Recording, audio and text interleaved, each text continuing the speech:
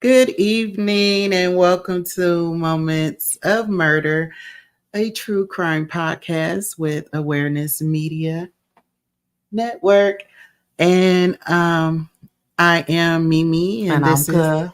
Ka, of course. Sorry for the delay. We had some technical difficulties this evening, but we are now live, a little delay, about 10 minutes. So if you're still with us, thank you for being here with us this evening.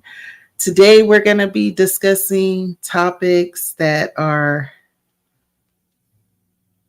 borderline for me parental control. Right. And that's why I titled it Parental Control.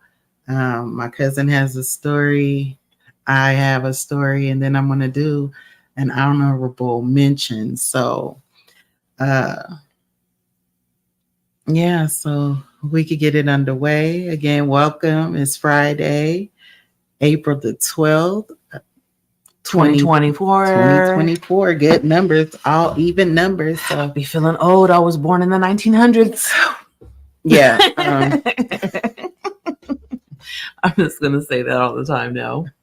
shall we proceed? I like that sweater too. Got Thank the you, honey. 87 on it. So Good you want me to go first? Oh, well, I could start with my first story. And then it's like a sandwich. You go, I go, you go. Yeah, I can start with my first story. So this past Monday there was a incident that took place in Las Vegas, Nevada. Okay. Okay. Getting closer. So it's a story dealing with lawyers. Everyone in this situation is a lawyer. When I say everyone, I mean everyone in this situation is a lawyer. So there's a dying father. This man's name was Joseph Houston. He had prostate cancer, and it had went into remission or something at some point, and then he discovered that it had came back and it had spread into his bones, so it was terminal at this point. So right. Chemo and all that wasn't going to help him. Well, yeah, it wasn't an option at this point, right? So he took it upon himself to settle a custody dispute on behalf of his son, who is also, again, everybody in this story is a lawyer. Mm-hmm. So Mr. Joseph Houston is a lawyer. His son, Dylan Houston, is a lawyer. And Dylan was going through a custody dispute with his ex-wife, Miss Ashley Prince, who is also a lawyer. Not to get off topic, but they probably represented themselves and everything. Right. So I'm gonna get to that. I'm sorry. I'm gonna get to that. So they've been in this custody battle for quite a bit of time, for about 2 years or so. And Miss Ashley Prince is 30 years old. She is being represented in this custody dispute by her now husband, who's a lawyer, a prominent attorney out in Vegas, Mr. Dennis Prince. Okay. Mr. Prince, 57-year-old, he's trying to represent his wife. Now, this has been an ongoing dispute. Like I said, for some years. Now, what took place on Monday was a custody hearing on behalf of Miss Prince. Mm-hmm. Some things had taken place over the course of the years, and after they divorced, I believe it was in October or November of 2021. So they, it's been kind of like a tug and war. Yeah, that's some time. It's been some time. So Miss Prince, she requested a modification in the custody order and the child support payment or whatever was going on. Now, this was a request made by his ex, whatever is going on in your life. I'm making my assumption. Whatever is going on in your life, I don't want my kids involved in that. I've moved on. You move on with your life. So the kids are predominantly with her then? I don't know. From the articles that I've read on this story, Mr. Houston, the son, Dylan, mm-hmm. right? He had a couple run-ins with the law in between their divorce process afterwards. He's had a few run-ins with the law, right?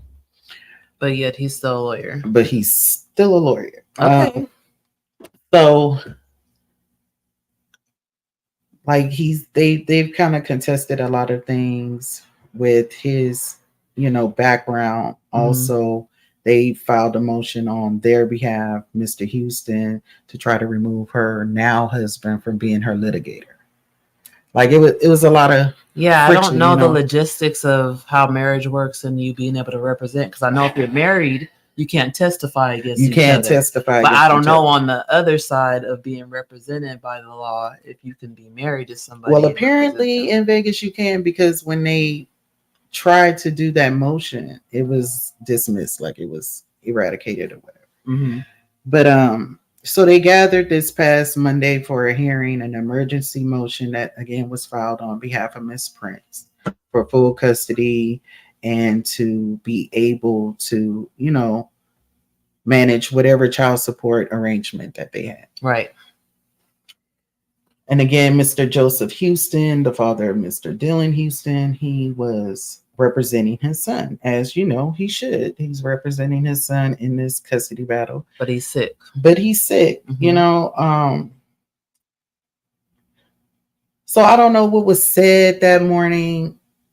I don't know what occurred for this man to instead take his final moments or his final days, his final months, whatever he had left remaining to spend with his wife, his children, his grandchildren, to take that time to reflect and I love yous and right. Give everybody their flowers while he's here. Give him that time. Right. Instead of leaving that kind of legacy of being a lawyer, being an upstanding father, even though, maybe someone in his family may see his actions as commendable, that he was being a father, a protector of sorts. But what Mr. Joseph Houston found himself doing Monday was taking a gun out in the midst of this mediation or hearing that took place, mind you. I forgot to mention that, but the hearing took place at Mr. Dennis Prince's law firm. So they're in the conference room. So this is his place of business. This is his practice. He's representing his wife and against her. To be cool enough to have a mediation. There's other people there. I'm sure Mr. Dylan Houston was there. Right. I'm sure, witnesses for his side of the family were there to, to testify. Maybe his mother, maybe his current, right. Just in the full perspective of things. And when you think about it, there should have also been, not legal aid, but clerks, stenographer, doing the minutes. And so he has enough room for all this stuff. So why not there's have it there? Other people there, right? Other people that could witness something. Could witness it, but it's said in one article that Mr. Houston advised the other people to back up or either leave out the room. And as he's doing so, he pulls out this gun and shoots both Mr. Dennis Prince dead and Mrs. Ashley Prince dead. So then ex-wife and her current husband dead, and then he turns the gun on himself. So, oh my God. So the father, this is wild, right? The father, maybe he felt like he was gonna lose, right? So he was like, "Let me take the common denominators out of the equation. End of my rope. I know I'm gonna die. Let me handle this for you, son. There's 2 children involved in this story. Let me handle this for you, son. She's getting ready to take my grandchildren away from my son. Whatever whatever his thinking was. He's not here for us to ask him. A moment that led to like we're here discussing. We both got children, right? We both let's just say that we're in that kind of situation and we're having those kind of discussions, and it comes across as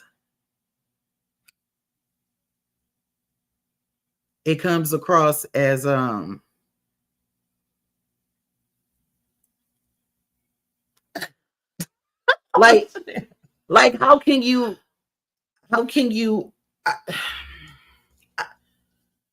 I, I can't, even as it had to be premeditated, because why are you bringing your gun?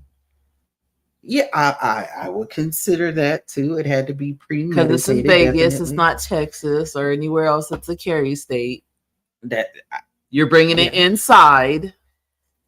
Yeah, he thought about this. He definitely thought about this. This was an inquisitive thought. This was something that probably resonated on his mind. Like whatever was going on between the son and the ex-wife irritated him enough, right, to where he was like, I'm just gonna take this. There's not gonna be no other option, right? They're gonna go to my son. My grandkids are gonna be with their dad. But is that what's gonna happen? You know what I mean? Where else are they gonna go? Well, I mean, because their mother, because of what just occurred. I'm in my mind, I would think that would be a consideration that a judge would take when making that call. Like I wouldn't, if I was the judge, I would consider that. I would be like, is that the kind of environment? Because whatever. But the dad didn't really have anything to do with it. As far as we know. Then why did he, you know what I'm saying? Then why, if he didn't have any, and that's why I titled this evening Parental Control, because at what point as a parent do you step back and allow your child to be an adult? At what point? Because he stepped in his son's shoes and handled a situation that probably would have worked out better than what it may turn out for his son. All right, they were mediating, so apparently they had some kind of commonalities where they can come to a decision. Mom, dad, everyone. Like right. It could have been an even. I'm just assuming, and you could make an ass out of you and me all the time, since he was paying child support, that the kids were with her majority of the time, to where, or maybe, or maybe they had a 50-50 because again, they were stating that it was a modification, right? So maybe it was 50-50, or maybe he had certain visitations, whatever the case may be, before even like, I can't get over the fact that this man, even if you're terminal, my dude, like, yeah. Instead of leaving a legacy of, again, like I said earlier, a loving, caring, devoted father, instead of that type of legacy, now your legacy for your grandchildren, for the 2 grandchildren, is that you killed my mom. You killed my mom. You killed my mom. I don't really remember my grandpa. Only thing that I remember is that he killed my mom and her husband because my mom wanted custody. That's going to be, yeah. So not only is the mama and the dad and the son, let me not say the dad because, you know, his father, I've been referring to him as the dad, right? So the ex-husband, ex-husband life, his mother's life, now the life of the 2 children. Yeah, I could see what you're talking about, how it could be traumatic for them to be raised by their dad while he's mourning his father. They're going to be mourning their mother. And that was the cause behind it. It's going to be a conflict of interest all the way around. So that's why I'm like, again, how can we as parents on this note, right, learn to step back and not be a hindrance to our child's growth, or allowing our children to fall for their own mistakes and learn how to take care of their responsibilities right on their own. And to me, that's one of these cases. And I feel so horrible for those children and for Mrs. Houston. So this just happened though, right? On Monday. This Monday. Yeah, we need to follow up with this story because they're going to interview the son and try to see if he has it's going to be a lot with this story, I think, just because of who these people were in Vegas. Like the man that was murdered, Dennis Prince, when I say a prominent, well-known attorney. Oh, okay. Well-known attorney in Las Vegas. Like, so this is like headlining news. They're probably been talking about it all week on the news in Vegas, right? Like every day.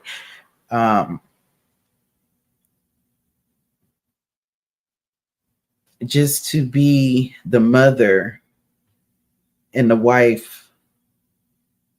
Now, Mr. Prince, does he have kids? Because they're going to want justice as well, right? Charges. I didn't see anything indicating that he had children, but if he does, yeah, they're going to want. I agree to that, and they should be seeking wrongful death, right? Type of damages, punitive damages, because why did you kill my father? What did my father have to do with this? And even still, why did you kill his wife? Like this, you didn't have nothing to do with this. Like it's so many, but my heart breaks for Mrs. Houston. But if they were in an actual court, no, they weren't in the court. I know, but I'm saying this wouldn't have been able to take place. Yeah, if they were in the actual because you get searched, everybody, you can't bring weapons or anything like that. In the actual courtroom, that would have not been able to transpire. Kind of piggybacking from last week, or not even last week, our first week, where I made the statement that you go to work anticipating being able to go home, right? And this man went to work that day, not for just for himself, but for his wife. All right. And lost his life defending his wife and trying to be a good husband and fight for her. Like all husbands should. They should stand and fight for their wife. But whatever that conflict was, it was so great, right? He felt like there was no other, there's no other way, no other recourse, no other option, no other end, no other means. We can't talk this out. Nothing's gonna end. It's gonna be a never-ending spiral. He wanted it so black and white, he couldn't see the gray. He wanted yes or no. You just cut the fuck out of that. Because I'm from the gray side gangsters. Right. You super great at. Mm-hmm. So yeah, there's really no winning in this. There's no justification in this. There's no understanding in this. Nobody wins in this because then you can't be justified. We already know who did it. Everybody's gone. Everybody's gone because he took his own life, and nobody else got hurt. He didn't shoot at anyone else. He sat across from the table as if, like one of them bigger, you didn't been into, yeah, you know what I'm saying? One of the biggest conference tables, and he sat across from the table and then took himself. So the son saw his dad do all that. I would assume so. Like everybody that was in that room saw that and experienced that. Yeah, it goes back to mental health, because this man had to be in a downward spiral since he found out that his cancer came back. And not only did it come back, it penetrated his bones, and there was nothing that they could do. He was terminally ill. Terminally ill. But doctors, they can't really predict your future all the time. Sometimes they're not right. sometimes you get a sentence and you've lived surpassed that. Yeah, but not with But that he kind was of healthy shit. enough to stand up and do what he did. Not with that kind of shit. When you get a terminal stamp, you may survive a little bit of time in hospice, but when they say you terminal, Yeah. that's I've never seen anybody come back from a terminal. They may rest up in hospice for a couple months. The longest I've seen somebody in hospice was maybe about a good 6-7 months. Okay. But that was like, what we doing it, girl? Let's go! Like, what you? I'll see you tomorrow. I'm gonna see you tomorrow. All right, I'm gonna see you tomorrow, His girl. home care provider, baby. You know, back in the day. So, I just again, it's very disheartening. But I could feel where he coming from. But then there's a side of me that's like,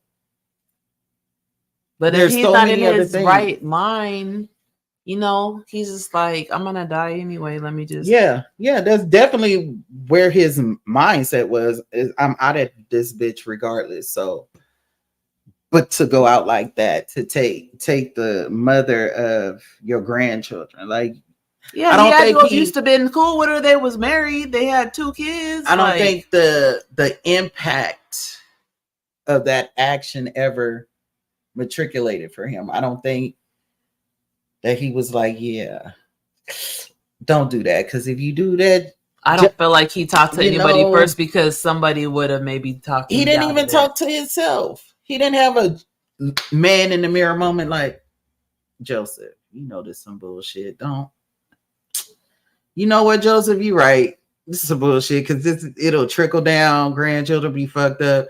Ain't no telling what's gonna happen with Dylan. My wife is gonna be like, she won't even get the insurance. Like, she can't even collect insurance. He killed himself. Oh yeah, I didn't think about that. So whatever properties and stuff, like, this woman's going to have to downsize, and her whole lifestyle is going to have to change. Again, this man was a lawyer. Everybody in this story. So it's going to be a lot of shifting, a lot of, it's so heartbreaking. It's going to be just a lot. And I don't want to be that kind of mom. I don't want to have to hold the reins on my kids so long to where I'm doing shit like this when they grown and got their own kids. When I'm snapping. Yeah, he should have just let his son handle it and figure out what it was going to be from there. We all in life make choices and decisions. I will talk to you. I will communicate with you. But as far as me doing something like this, I don't care if you my son's baby mama or wife. Nobody deserves to die. My daughter's baby daddy or husband. I'm not gonna take your life and then put my grandchild in a position to be raised without another parent. Right. That's insane. But I've been called insane. So maybe my logic and the way that I'm thinking isn't quite correct, or maybe not acceptable to most. But I think that's insane as hell, because that was a personal decision. That was something that, again, like you said, he didn't consult that. I'm pretty sure Dylan had no fucking idea that his dad was going to go off in this hearing. This is a legally binding hearing. I mean, what I want to know more. They were nosy. I'm like, it's a trigger. Under what triggered him to say, "All right, it's over. I don't want to do this anymore"? Maybe he saw the decline in his son. Maybe he saw how it was affecting him. Right. That his son wasn't goofy ass or perky ass on his toes about his business as Dylan as he used to be. Maybe this divorce crushed his crushed his son, and the back and forth about custody and what the kids need and what they don't need. But it's And certain just shit you have to go through on your own. you do. But again, how many parents know to step back and allow their children, even if your child as an adult calls you and says, I'm going through this, I don't understand, would you rather talk to them until they have that understanding and clarity, or would you rather handle it for them? No, I want them to go through their own experience. Everybody got to learn. I know I could give advice and say what I would do. that's what I'm saying. Would you rather talk to them Yeah. and let them know, like, hey, when I was young, I did some wild, crazy stuff too. But this is how I would have handled it. Right. So if you think about it from this perspective, because this is how, when you're telling me what you're telling me, this is what I'm hearing. Mm-hmm. So if you talk to them, and I really feel that's like a lack too. There's no communication. Because who was really checking on Mr. Houston? Maybe Mr. Houston was saying he was okay. Maybe he was saying, everything's all right. Even though I know I'm about to check up out of here. Everything all right. I'm just moving Daisy. But up here, and nobody's gonna know unless he communicates. Right. So again, it's a horrible story. I feel for those children. I feel for the grandmother. I even feel for Mr. Dylan Houston, because he lost two people, and I'm pretty sure he still loved Ashley Prince, even though they were no longer together. Right. They were married. Well, you they have kids with somebody, together. That bond doesn't go away. There was a Everybody bond says there, it's 18 years, but it's forever, because your kid's going to have kids. They're going to accomplish things in life. You're going to want to be there. We together forever, even though we ain't together. I have to see you forever. Forever and never. You're still gonna be sad if something happens to me. Sorry, boo. Right? You gonna break down. If something happened to me, you gonna break down. If something happened to you, I'm gonna break down. Whoever we with at that time they not gonna understand it. They gonna be like, what the fuck? So that man probably done downed at least 6 bottles of scotch since Monday. Ain't ate shit. Won't come out of his room. The kids is probably with the other grandparents right now. Oh yeah. It's a fucked up, chaotic, unnecessary situation. It's always something in my eyes that could have been avoided, that could have been talked through or thought out better. You know what I mean? Like, whatever your issue was with Ashley, Mr. Houston, I'm pretty sure you could address that in the hearing, in the mediation, as a grandfather. But maybe you couldn't, because you were in that position, in that hearing, as your son's lawyer. So maybe you couldn't project your position as a grandfather and as a father of your That's client. What makes me think that they shouldn't have been able to represent each other in that manner. Not a wife, not a father, because they're directly involved as relatives. Right. It's going to be too personal. Right. It's a conflict of interest. Yes. Yeah. So I don't know. I'm going to have to do some research on how you lawyer up. Because who can and who cannot be your attorney in certain matters, because maybe if there is not a law, maybe this case will induct the law. Or maybe that's why they had it at that facility. Because, and not in the right. Ooh, her thinking today. My brain be working sometimes. It's two little hamsters in there on a wheel. So yeah, that was very intriguing to me. I really, it was mind blowing to me. I was like, lawyers, wait, what? Oh, okay. Let me follow this story. Okay, more stuff is coming out. Okay, the dad had terminal cancer. Oh, okay. Oh, now I'm gonna do. Okay. What? But why? And I just got stuck on the why with Mr. Houston. But why?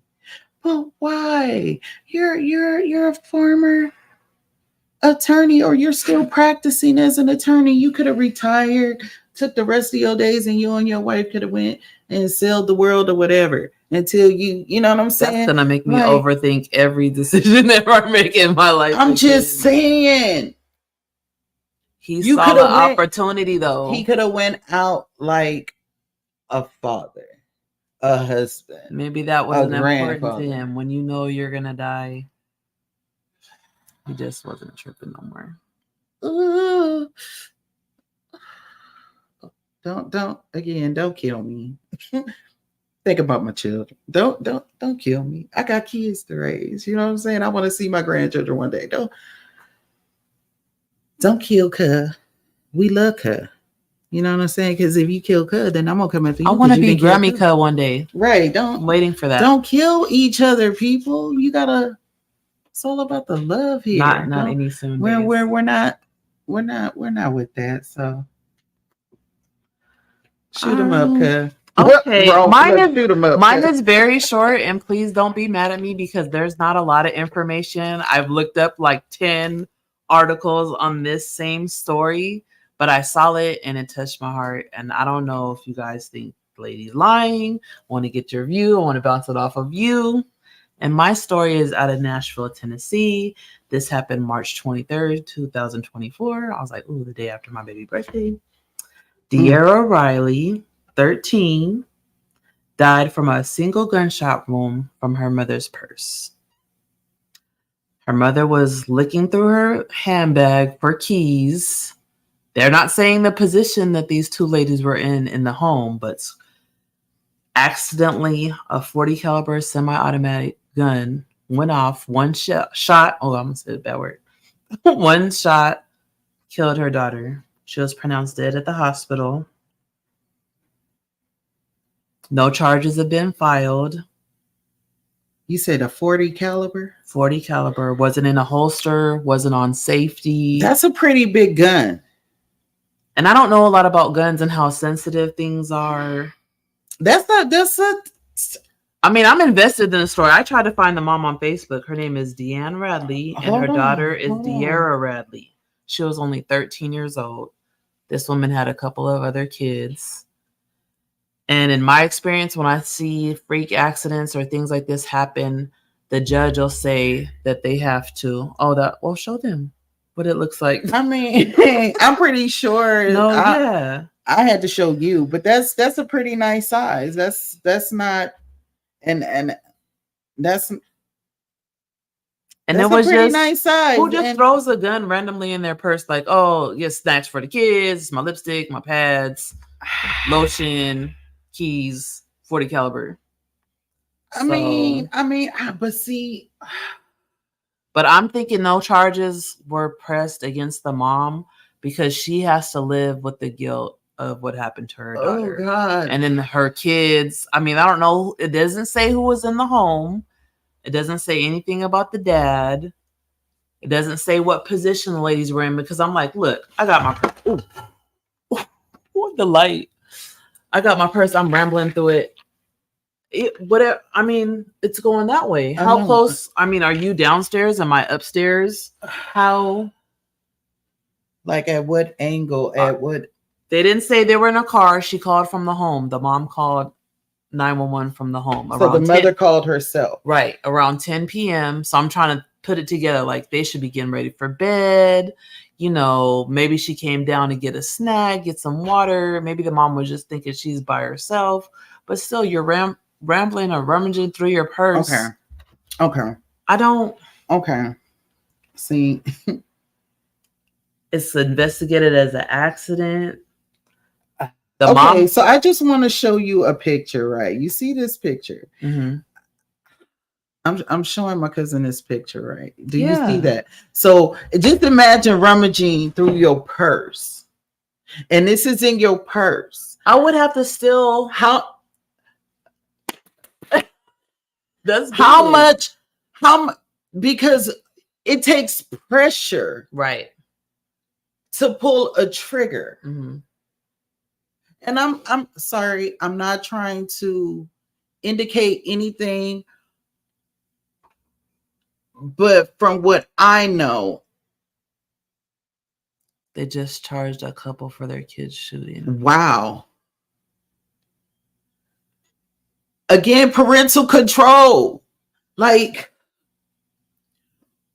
oh yeah, I saw that. The boy what? that brought the gun to school. Oh, They no, charged no. the parents. Oh, no. I'm that's I'm Yeah, about they to didn't talk have that. She about didn't have that. the safety on. She didn't have the safety on. But even if Or there in a was no holster. safety, and if there was no holster, there has to be some form of pressure. You can't just tap, or somebody educate me. Can you just tap the trigger in the midst? Like, I need to understand, because I'm under the impression that there has to be some type of force to pull. This is horrible. My heart goes out to the mother. Right. Not only, but she's not answering any questions. And when you see her, I don't know, maybe I'm just, because I don't believe it.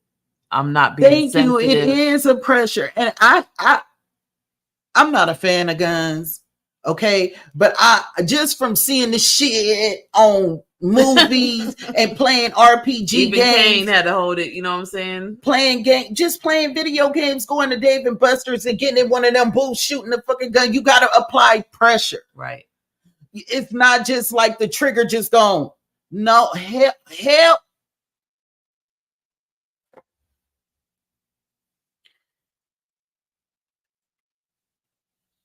I cannot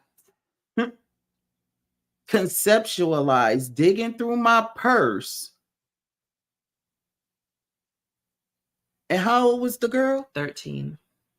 I just want to say her information if anybody wants to donate to her GoFundMe. It's Dearra Radley. DearriaRadley. They're almost at their goal. They're asking for 15,000. They're at like 12,000 right now. No, it don't just go off. And the young lady, 13, right? What time was it? 10 p.m. 10 p.m. Saturday night. This past Saturday. Oh wait, they weren't even going to school then. They were just up. So okay, she a 13. Okay, let's put ourselves in the mind of when we was 13. Saturday night at 13. We ain't trying to be at home. No, I'm like, can I we go wasn't to trying to be at home, but again, it was a Harold, different time. It was a different time back then when we was 13. That was plenty moons ago. Don't say how many. It was plenty moons ago, but we wasn't trying to be at home. And I'm pretty sure, again, this is the way my mind works. Mm-hmm. I'm not saying nothing about nobody. I'm not trying to incriminate. I'm not trying to put no ideologies out there. This is the way my mind is working right now, hearing her say this. She's a 13-year-old girl. It's 10 o'clock, 10 o'clock at night. She trying to go with her fucking friends somewhere. So it's springtime. Into it? It's warm out in certain places because it ain't warm here. I don't know about Tennessee about this year. But in my mind, mom and daughter got into an argument. Because how the hell? But this is a new investigation. Like, they're still trying to figure out, because they can know by the way the body was when they arrived on the scene. I mean, it's gonna come out. It's gonna come out. It's gonna come out. It will this definitely is one come I'm out. Definitely gonna stay up on this case. But I cannot conceptualize you rummaging through your purse, and because I got purses. And right. I've been keeping gangs. I get it from my mama. I keep a gang of shit. Most guns take about 3 to 5 pounds of squeeze pressure. So again, okay, even 3 to 5 pounds of pressure. What could cause that pressure rummaging around in your purse? They showed a picture of the purse, but the purse was empty. It was like a bigger purse. It wasn't like a little backpack or anything. It was like a what can look,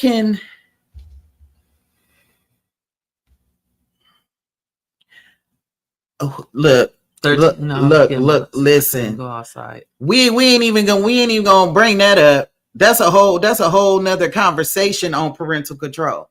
Because my age was way younger than that when it happened to me. And listen, my heart goes out to you, boo.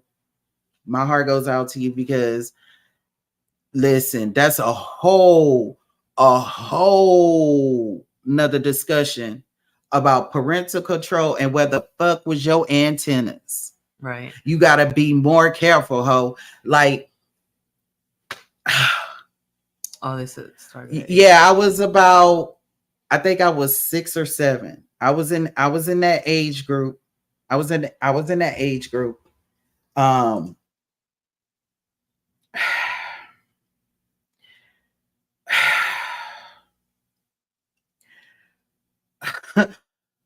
just that'll be something that could lead to a motherfucker growing up to have a moment of murder.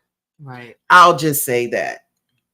I'll just say that because I still have moments where I think of the person who did it to me. And I'd be like, if I ever run across that motherfucker on a good day,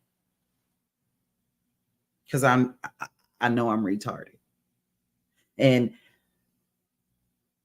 my retarded ass will, I want to murder. I mean, don't murder, because that's a sin, boo. I don't want nobody to murder. Right. Nobody. Right? In any shape or form. Life is too precious. And that's why I am talking about these topics, talking about these cases, because people don't have these type of discussions anymore. Everybody turns their head to the other side when they see something or they hear something going on. Right. I want everybody to love everybody to be, even if you're not in accordance with one another, but be cordial enough to where you can understand where a person is coming from and accept it as that. If it ain't your cup of tea, move on. That's why I felt like they're leaving gaps in this story. This is all they say in every single article I've seen. Just this little bit of information, not saying what led up to it, not saying anything. Sharing the GoFundMe. Again, there's going to be so much more that comes out with this story. This young lady was 13 years old. She was the oldest out of the kids. And accidentally slain. This was in Nashville, Tennessee. But maybe I'm thinking, since the kids are younger than her, maybe mom wanted to go out and she didn't want to watch the kids. I don't know. It could be. That could definitely. It could be a whole bunch of different things. I just feel like they were into it. I don't feel like she was looking through her. Yeah, I don't get that purse analogy or. But that's the story that she's sticking to. And when they start asking her more questions, she's just like, I can't talk about it. She's just sticking to that. If it was me, right? If it was me and I took the light, and you know how much I love my kids. Anybody that know me know how much I love my kids, and they my life. They get on my fucking nerves sometimes. I'm not gonna lie, right? As kids do, they aggravate the parent. But if I accidentally, even if I purposely, fuck that. If I accidentally, purposely took their life, nigga, I'm telling on myself. I tell on myself all the fucking time. Anybody that know me know that I'll be like, no, look, and then I will give extra further details that they ain't even asked for. Like, no, I'm gonna tell you why I did it. I'm gonna tell on myself. Like, there's no way I'm gonna be like, oh, I don't want to talk about it. No, I'm gonna be crying like, oh my God, this is happening. Why do we have to keep talking about this? But every time you ask me, I'm gonna tell you the same motherfucking thing because I didn't mean to kill my fucking baby. Right. Like,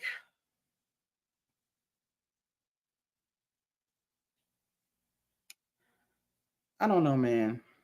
I don't know. That one right there is. I just don't believe her. That baby was 13. 13.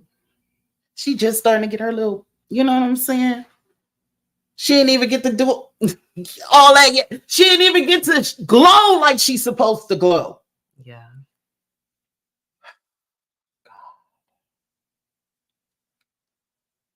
the tragedies that are going on in the world on a consistent basis every fucking day. People, come on now. I don't know what we are thinking. I don't know where we are.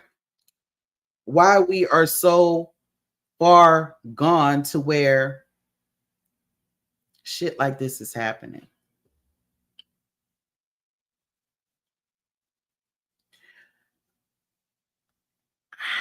I couldn't imagine. I would be. I could get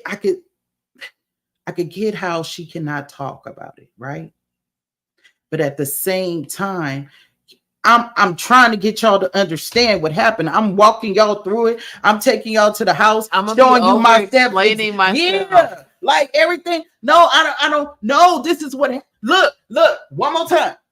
Watch me, God damn it! Right. Like, you know what I'm saying? I'm trying to get you to understand this was a motherfucking accident. I wouldn't care how many times they came to my house and they bothered me, or how many times they asked me to come to the station. Right. They do. Children deserve better, and we have failed them as parents. We have failed them as parents, aunties, uncles, big cousins, great aunties, great uncles. We have failed them.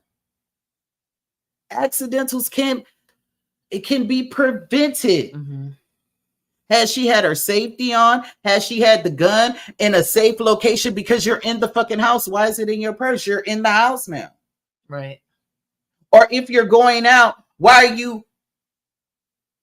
Shouldn't you have everything in your purse? What are you rummaging in your? Oh, she was looking for her keys to leave. That's why I feel like it's more to the story. It's holes in the story. It don't compute for me. It don't. This baby tragically just lost her life at the hands of her mother, whether it was accidental or not. That's tragic. Again, a grandmother's hurting. Yeah, they did talk to the mom's mom. A mother is hurting. Children are hurting because they lost their sister. Now they're gonna be looking at their mama with the side eye. Because the younger kids was probably in the bed already. And I don't know if they didn't say if they saw it. They didn't say anything about them being present. It was just this little bit. That's why at first I was like, I don't know if I want to do this one. This is a tragedy. I don't know if Tennessee is a carry state. I was gonna look it up. That is. I don't know. And we had some tough mamas. We had some tough mamas. We had some tough. We couldn't go nowhere. They some tough old biddies right now. You know what I'm saying? They will cuss us out, do all kinds of shit. They don't care, but they love us. They love us. They never tried to harm us in any kind of way. And I'm not saying this young lady tried to harm her daughter. Mm-hmm. Right.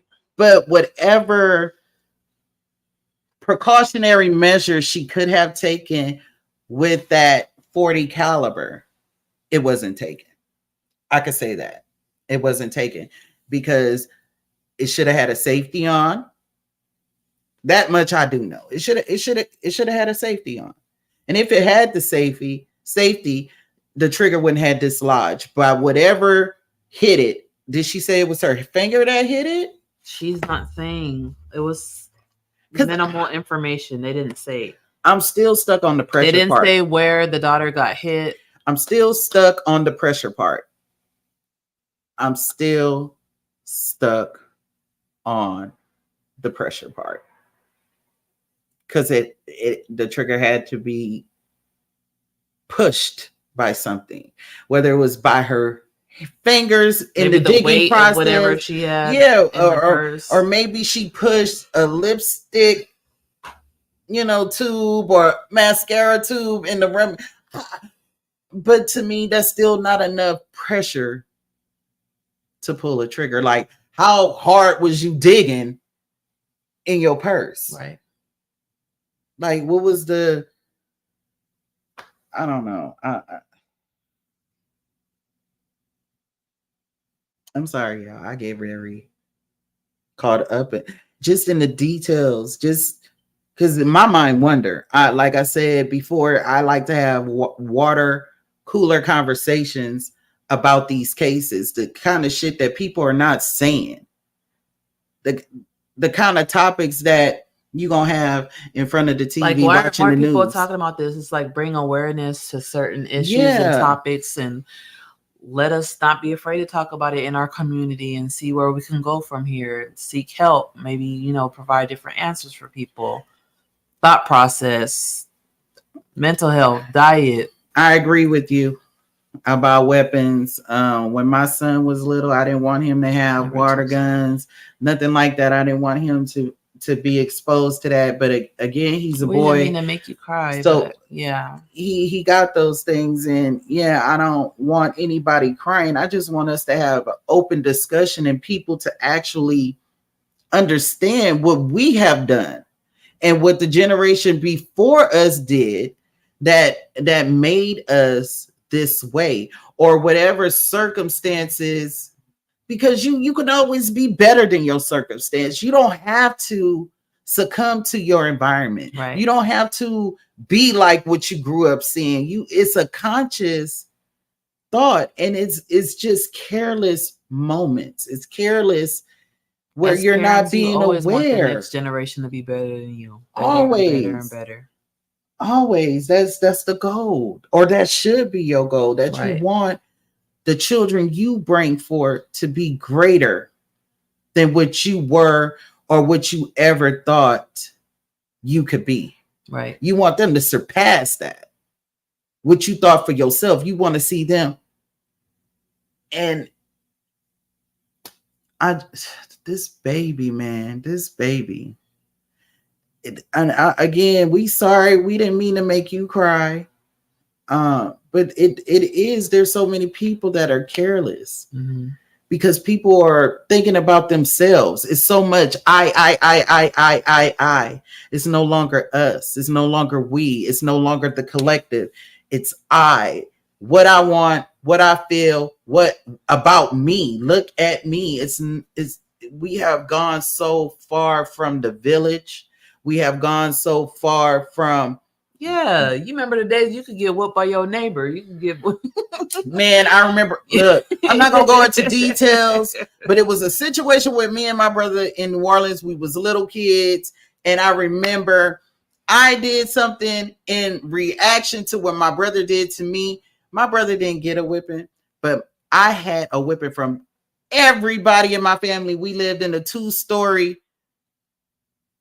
house that was kind of sectioned off in the neighborhood, the store. They were on the stairwell, lined up to whip my ass. You getting touched by Everybody, everybody, mama, daddy, grandpa, mama, papa, everybody was on the stairwell waiting to whip my ass.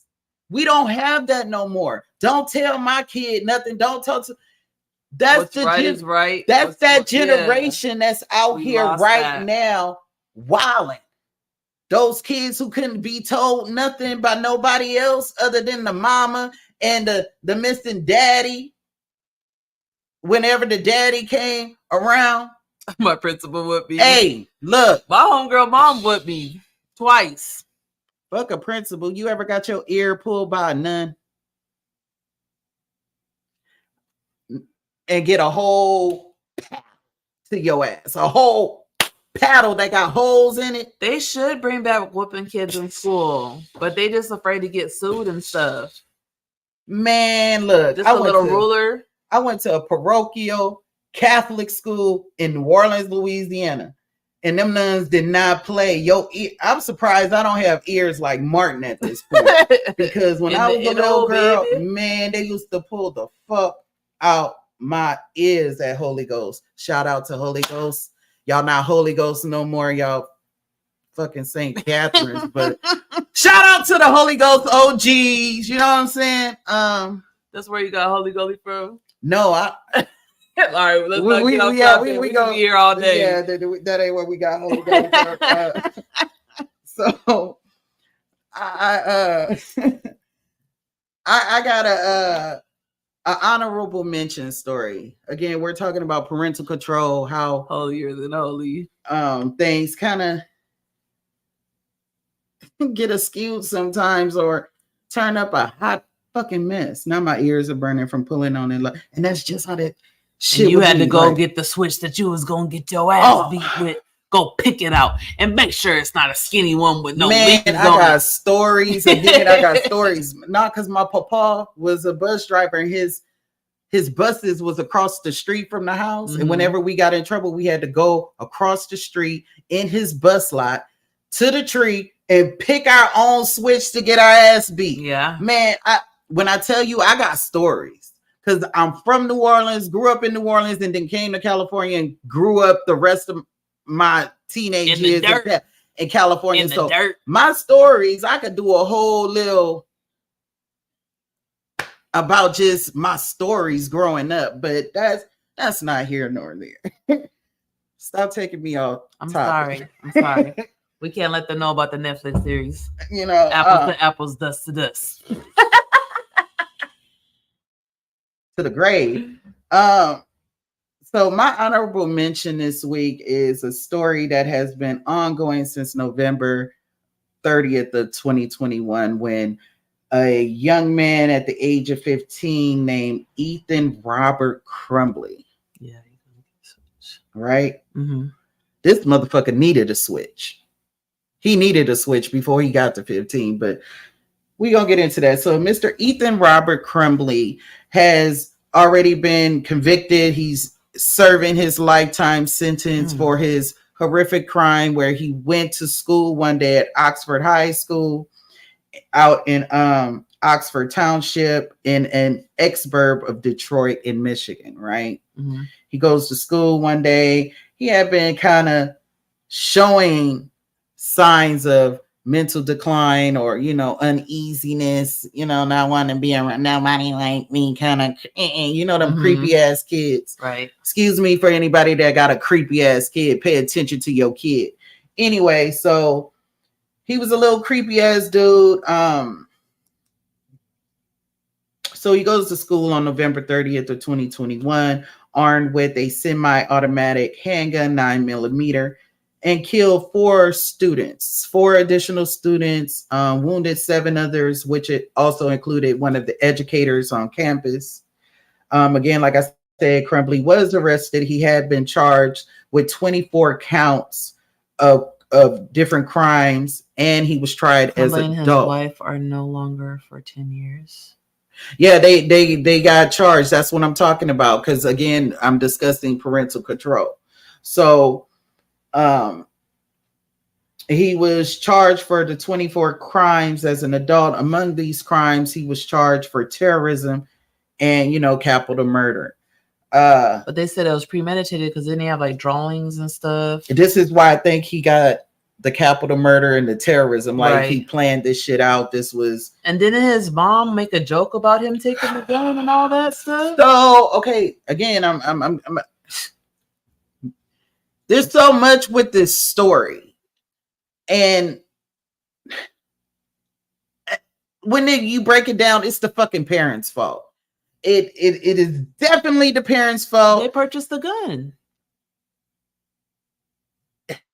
as a Christmas gift. They knew their son was a little different. No, I think they got the gun for his birthday. They had just purchased the gun 4 days prior to this incident happening. 4 days.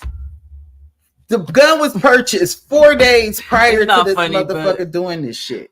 And he got tried as an adult. He pled guilty. He, you know what I'm saying? He was like, yep, I did that. I did it. He pled guilty. He was sentenced to life in prison this past December in 2023. Not only did he get life in prison without the possibility of parole. He's a kid though, right?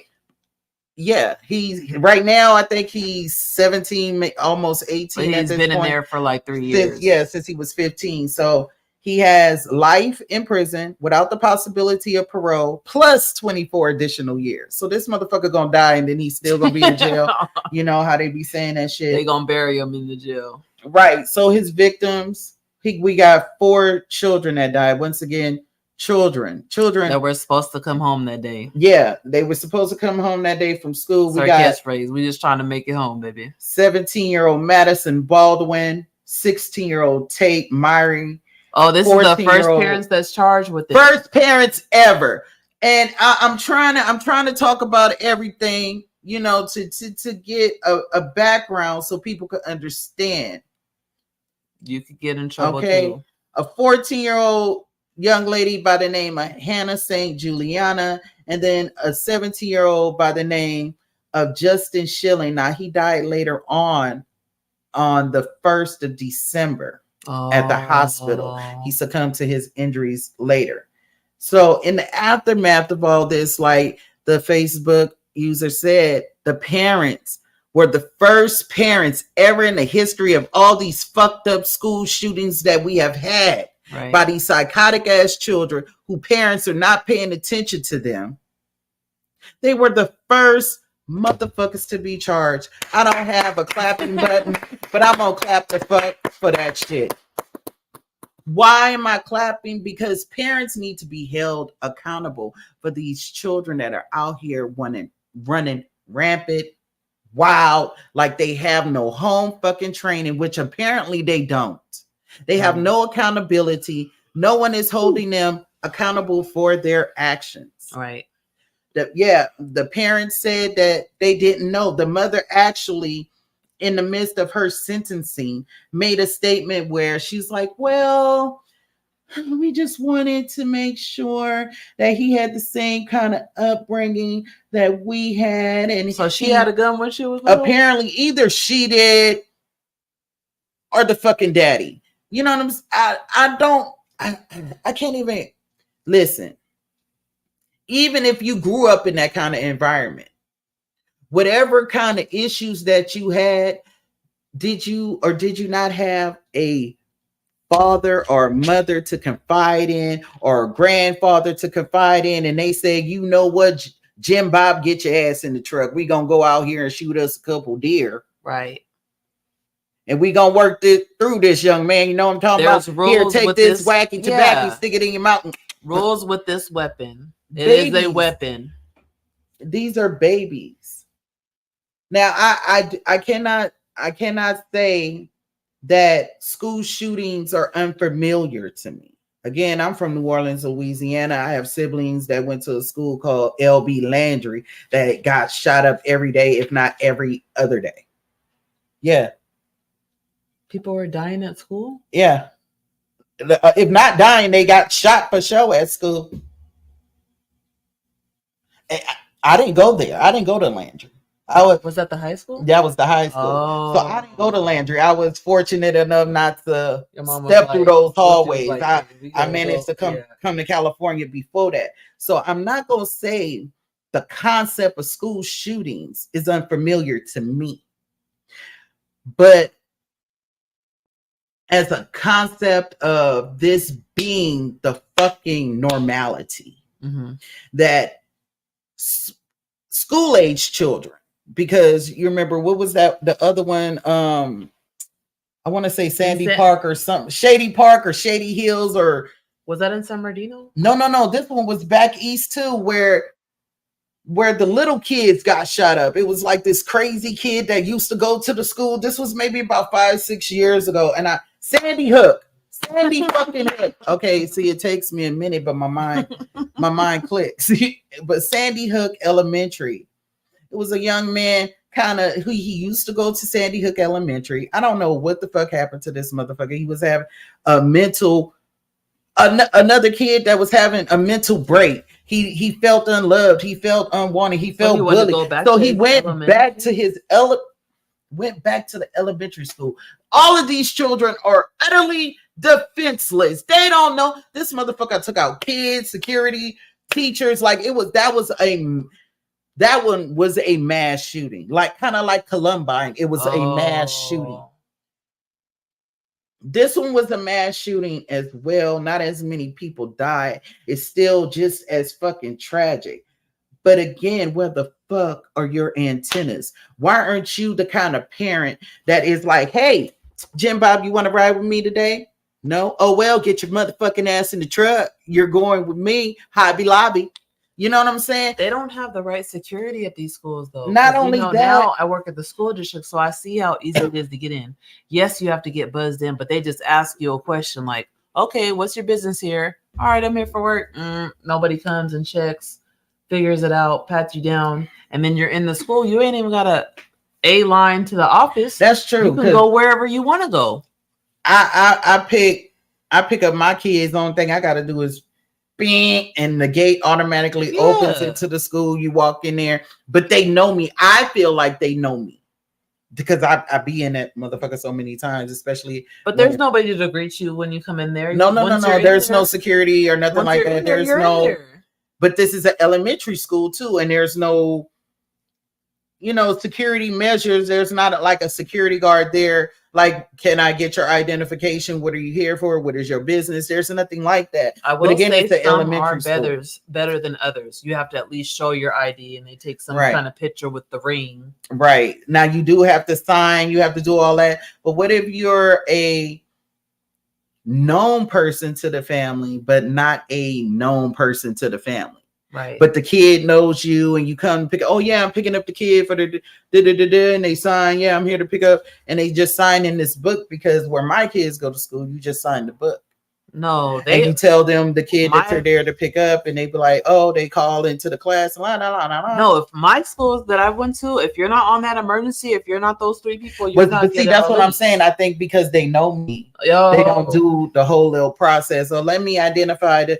But I've never been in that position because I'm the mama, so I'm on everything. So I never, and they always see my face because I'm always either dropping them off, picking them up, being in the auditorium, doing all like running the class. So.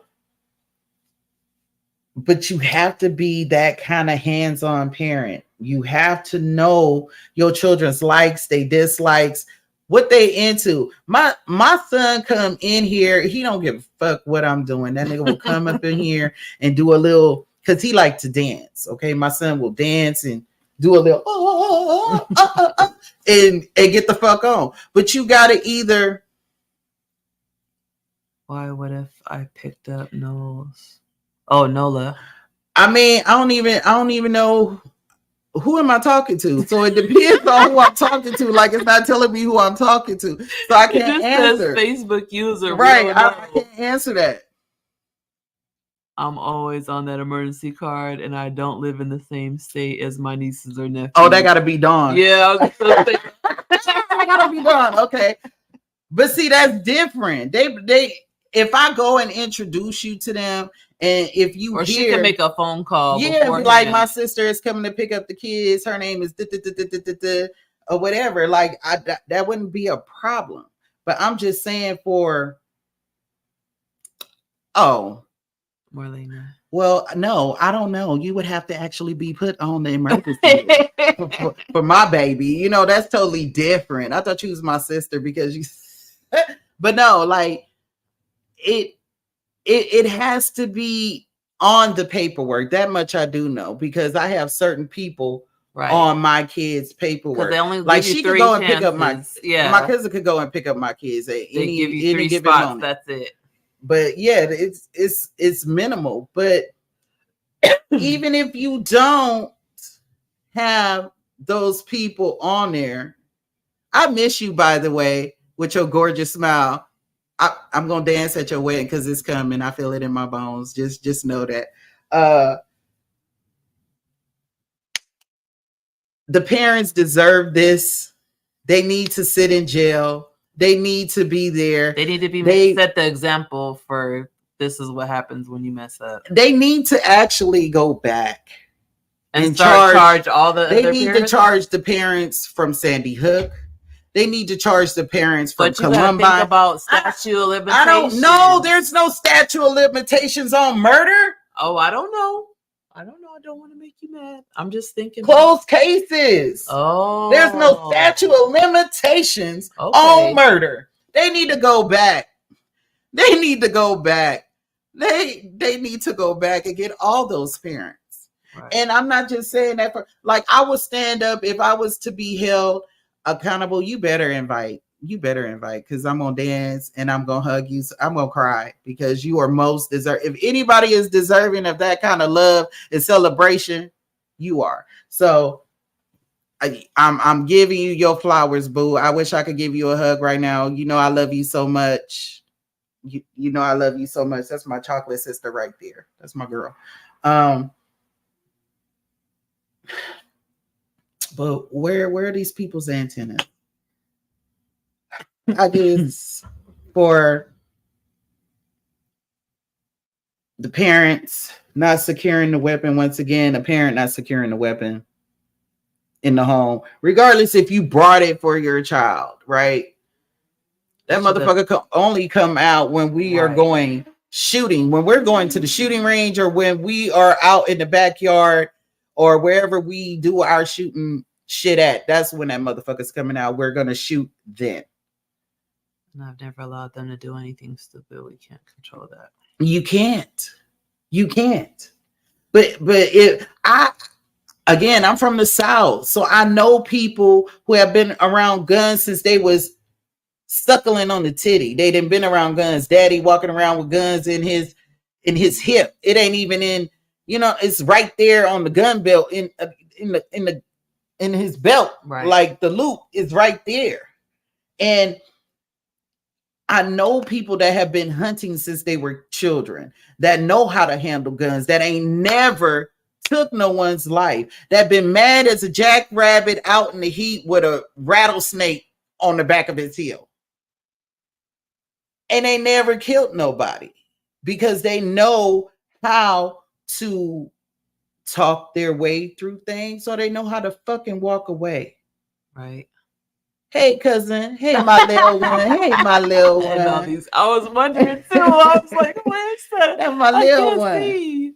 It's just about the way you teach and bring up your child. If you don't teach your child about precautionary measures, about what can happen, what consequences come for taking certain actions, if you don't communicate, if you don't talk with your child,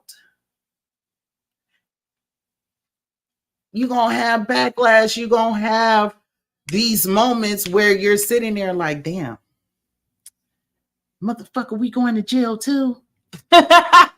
People going to be thinking thrice about it. Like, I will fuck my kids up. I tell them now, there's nothing that I can defend you on if you do not talk to me about it. I don't care what it is. I gotta have all the details. I need to know everything to have your back. And if I'm gonna have your back on some shit like this, where you going to school and instead of getting your education, right, and doing what you're supposed to do, and you're learning and you're growing and you're becoming that young man or that young woman the way that we are bringing you up to be, right, and you go out there and you got it. Where's the disconnect? Because as a parent, if you're doing what you know to do as a parent and you own your child's shit, you gonna feel some kind of way if they out there doing something that you didn't teach them to do, or they're acting out of character, right, for themselves. You gonna feel some kind of way. Not only are you gonna feel some kind of way, you gonna feel like other people feel some kind of way about you as a parent. So you gonna be on your child's fucking head. What the fuck? Don't be out there embarrassing. Right. Or maybe that's me, or maybe that's just the culture I grew up in. Right. Because your motherfucking parent, your mama, bring your bitch ass here. What the fuck you out there doing? Look, your mama could just look at you a certain way and you know it's a wrap. Man, listen. Yeah, our kids don't do that. Now, I'm not gonna say they don't. Let me take that back. Because we did have the DC sniper. They turned out to be some brothers, you know what I'm saying? A young one and an old one. So it wasn't a school, but they was out there plucking motherfuckers. They was plucking. They had everybody scared. Like, where they going next? Like, because they was just tagging motherfuckers. Like, they didn't have no agenda. They didn't have, it wasn't no certain person that they was aiming for. They was just plucking motherfuckers off. So I'm not gonna say that we are not capable of having that commonality as a culture, because we definitely can. But what the culture or the commonality that I'm talking about is the school shootings, whether it's on a college campus, whether it's on a high school campus, junior high or elementary, even a Head Start or preschool, because motherfuckers don't be caring. They whatever the fuck clicks in that moment, because ain't no way James and Jennifer Crumbly had this little awkward ass kid and didn't know this motherfucker was awkward. You know he awkward because the fucking daddy look awkward. That nigga awkward. The daddy look awkward as fuck. The mama look homely. Like, her whole life has just faded from her. Like, she didn't think she was gonna go to jail. No. Because they've been out this whole time, right? And so now they have to turn themselves in, or they're in jail right now? They're in jail. Okay. They're in jail. They both got sentenced to 10 to 15 years. The least that they can do is 10. The least that they could do is 10. And they were convicted on manslaughter charges. And again, I clap the fucking system for doing their fucking job finally, because they need to go back and get all the other parents for the people that killed the children at Sandy Hook, Columbine, and wherever there was a mass shooting. They need to do that. Wait, where are they from again? This was in Michigan, in a town called Oxford, in a township called Oxford. Okay. But I'm very proud for the state of Michigan for taking that stand again and charging the parents. The first parents to ever be charged and convicted for the stupidity of their child for not being a fucking parent. Like, they need to start charging parents, period, for not being parents. If your child is out there doing some dumb shit in the street and they get put on probation, the fucking parents need to be put on probation too. Your child doing, because it'll make it more important to them, because they don't want to have any violations to go. Not only should you get put on probation, but there should be a fucking fine. And I'm saying that for anybody, even if my kids grow up and do some dumb shit, I need to be held accountable, because where did I drop the ball?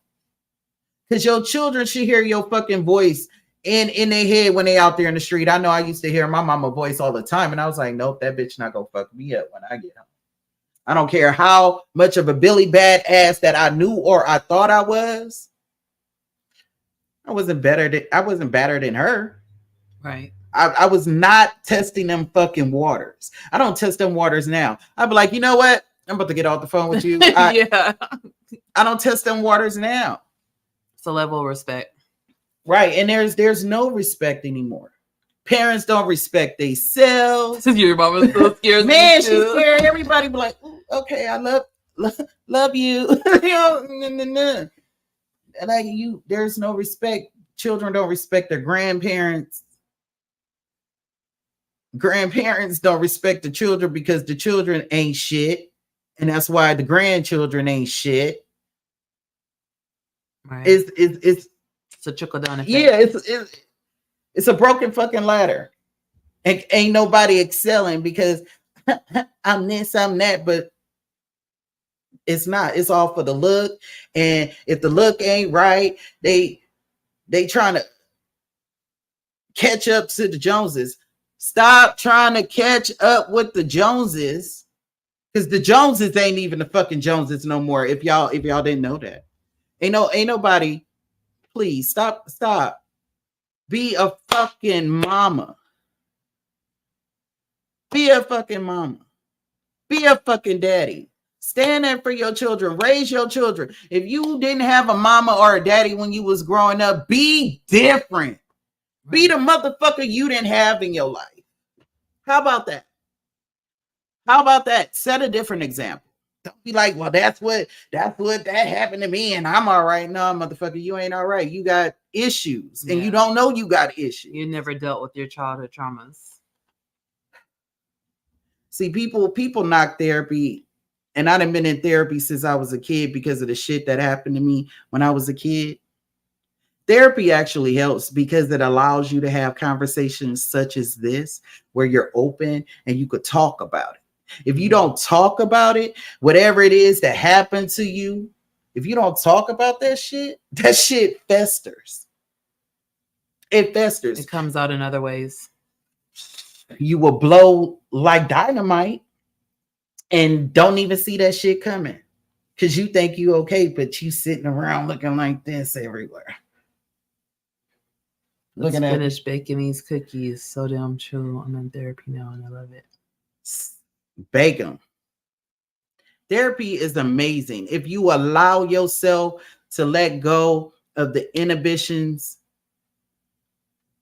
Hey, I do that too.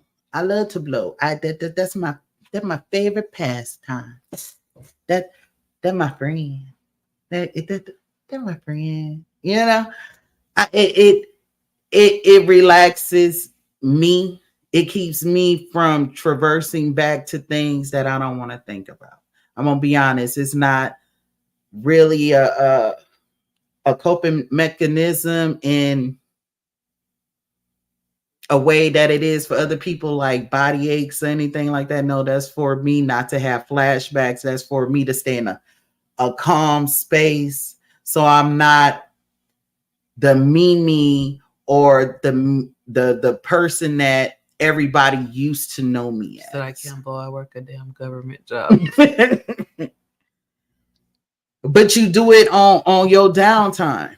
You do it on your downtime because even though you may cover your stress while you on the clock, that stress still sitting on you. That weight is still sitting on you. So once you get away from that job and you able to kick your feet up and that stress off of your shoulders, it's like you could feel that transition on the weight. And even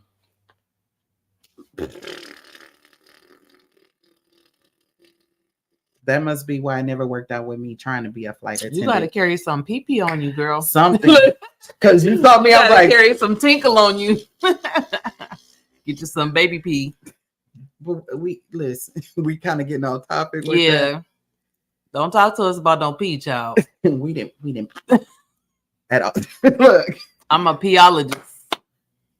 She works for me, though. She works for me. But just be a better parent, please. Be a better parent. Be a better friend. And you don't even have to be a friend of your kid. Just be a diligent parent. And all that shit will work out. You could be friends with them motherfuckers when they become adults. Don't be their friend. Don't be their friend. Be a fucking parent. They got friends to be their friends. Right.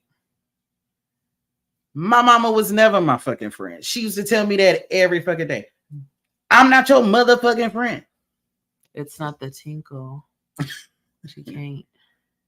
Oh, it's hair? Oh, they got shampoos and all that for that.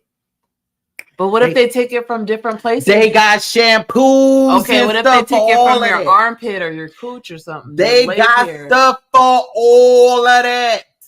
They got all that. They so advanced with that shit. They got all that. They do. But it may be different on the federal level because I heard when you go to the federal pen, they got this little shit. It look like a band-aid and you do like this over your clothes. And even if you washed your clothes and shit before you went up in that motherfucker, if you got any kind of residue, any kind of shit on anything, you could have had a joint from like 10 years ago in the motherfucker jeans. That shit will show up on that little band-aid slip and be like, and you cannot go in. So, you know, Depending on the the job you got, you may not. I'll be having wig hair. I was just like, Never your friend. You are not supposed to be your child's friend. That's for real. My mama told me that shit all the time. Bitch, I ain't your motherfucking friend. And I be like, my mom was both, so you it's don't gonna mess me up. understand me. My mom was both my friend and not my friend, so it's confusing. No, you can't. You got to be a parent. There's a later time where once they are a certain age, then you could be a friend to your child. You could start talking to them on an adult level. But when they're a child, when they're still growing, when they are still learning and making those mistakes, now you got to be a fucking parent. No, nigga, you better get your ass up, brush yourself off. Nope, nope, nope, nope. Nope, nope, nope. Figure that shit out. You got to be a parent, because if you don't parent, we will have constant situations like these high school shootings where you lead children to their own devices, to where they make their own decisions. They don't know how to control their emotions. You're not teaching them how to handle anger. You're not teaching them how to handle feeling shunned or confused about what someone said about them. You're not teaching them to talk about their emotions, their feelings. You're not teaching them these things. So as parents, we have to do better. We have to do better. When my mom said, I got your rent, it's over. When my son said I got your rent. Oh, when my son said, oh, I mean, look, if you could pay my rent and yours, then yes, son, it's definitely over. By all means. It's definitely over. It's definitely over. Do your thing, son. High five. I'll be your huckleberry. But be a parent until that point. We touched some good topics today. I feel like we had a well-rounded show. I think so. These are cases that need to be discussed. We need to have these water cooler conversations. And these are the kind of conversations that, like, we used to have in high school when we saw something on TV and we couldn't wait to get to you to the next morning and be like, oh, did you see that on TV last night? Like, oh, did you? The Tiger Beat. Who remember Tiger Beat? No, Unsolved Mysteries. Who was watching that with you? Unsolved Mysteries, Susan Papa. I used to run from the hallway and jump on my waterbed. I thought someone was going to get me. Wasn't nobody running to school to discuss that with you the next fucking day? Unsolved Mysteries. No, ain't no fucking way. That's like her running to school talking about, oh, you saw what happened on Quantum Leap? No, you, no. Leave me alone. It's past my bedtime. Thank you for joining us, those who did this evening. We appreciate you. Again, please like, share, subscribe, follow us on YouTube at Moments of Murder. We are a part of Awareness Media Network, and we thank you for your time. Have a good evening. Stay blessed. Ciao. Keep God first.